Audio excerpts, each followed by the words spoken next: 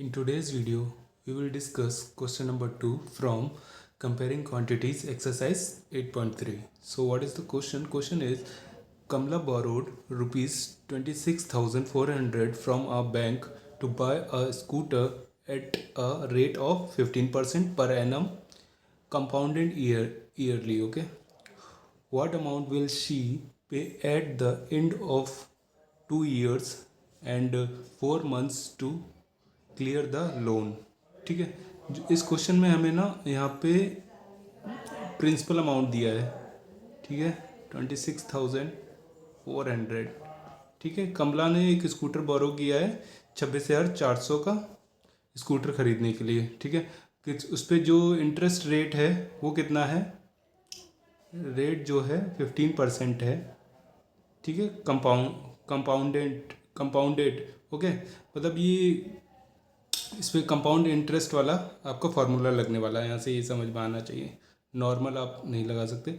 What amount will she पे at the end of 2 years and 4 months? ठीक है, पूरा क्वेश्चन पढ़ेंगे, 2 years एंड 4 months।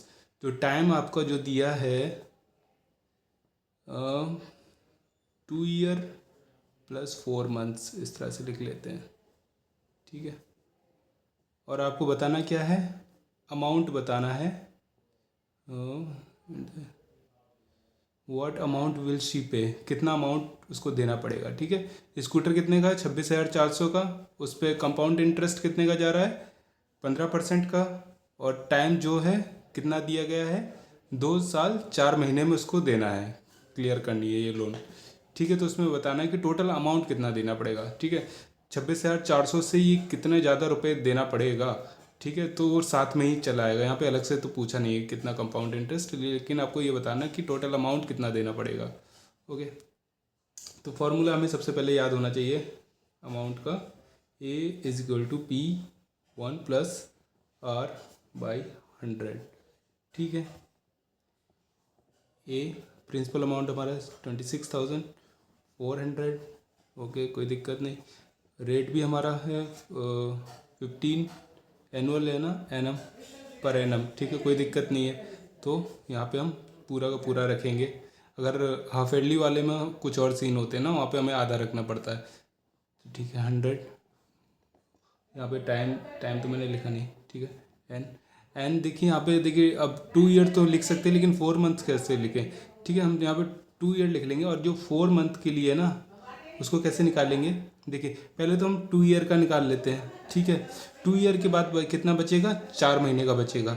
4 महीने का हम सिंपल इंटरेस्ट निकालेंगे, और लेकिन जो अमाउंट जो होगा आपका, वो ये वाला होगा जो यहाँ से निकल के आएगा, क्योंकि ये कंपाउंड होते हुए जा रहा है ना। और लास्ट वाले को हम क्या कर देंगे?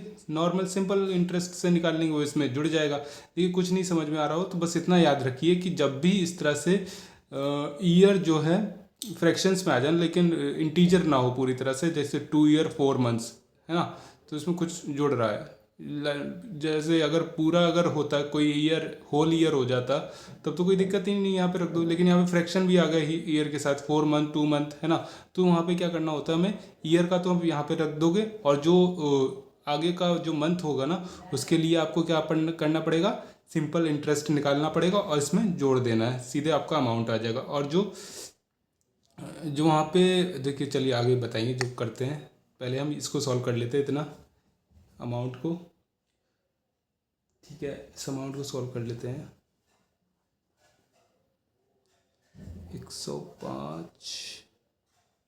115 सॉरी, 115। ठीक है, इसको सॉल्व करने पे कितना मिलेगा? 34,914। ठीक है, ये अभी आ गया, लेकिन अभी हमें यहाँ पे क्या रह गया है? हमको 4 month का भी निकालना है। उसके लिए क्या कहा था? सिंपल इंटरेस्ट निकाल लेंगे 4 month के लिए। PRT/100। क्या बोला था यहाँ पे? प्रिंसिपल अमाउंट क्या हो जाएगा जो अभी आपने ऊपर निकाला है, क्योंकि अभी हमें इसके आगे चलना है, इसी में तो जुड़ रहा है जो अमाउंट है हमारा। क्योंकि अभी हमने केवल 2 साल का निकाला था, 4 महीने बचे हुए थे। 4 महीने किस पे निकाल लेंगे? जो जितना आप निकाल चुके हैं उतने पे ही। ठीक है, और रेट रेट उतनी ही रखी जाएगी।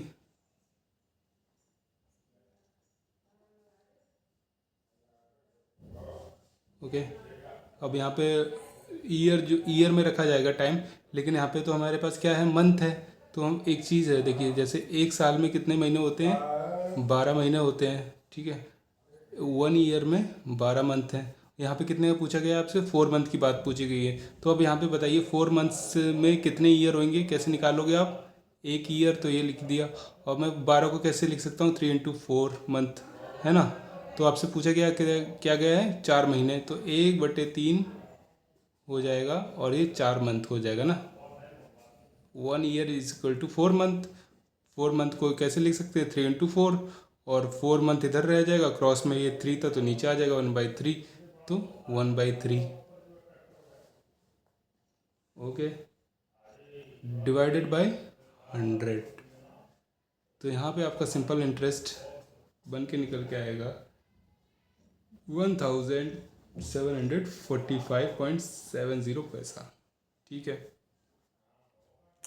अब आपको करना क्या है, देखिए मैंने ये बताया था कि देखिए मुझे अलग करना पड़ा, क्योंकि यहाँ पे ईयर को सॉल्व करना थोड़ा दिक्कत हो जाता, इसलिए मैंने यहाँ पे 2 ईयर के लिए अलग किया और 4 महीने के लिए अलग कर लिया। है तो दोनों एक ही चीज़, दोनों को आपस में जोड़ दो। फाइनल जो अमाउंट होगा वो कितना हो जाएगा, 34,914 प्लस जो आपने 4 महीने के लिए निकाला है 1745.70। तो ये फाइनल हमारा जो अमाउंट निकल के आएगा वो है 36,65970 पैसा। ओके, यही आपका फाइनल अमाउंट, यही पूछा गया था। देखिए what amount will she pay at the end of 2 years and 4 months to clear loan।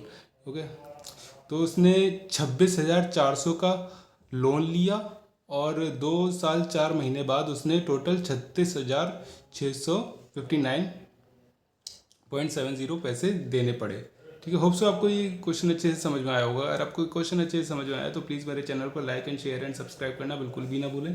Thank you so much.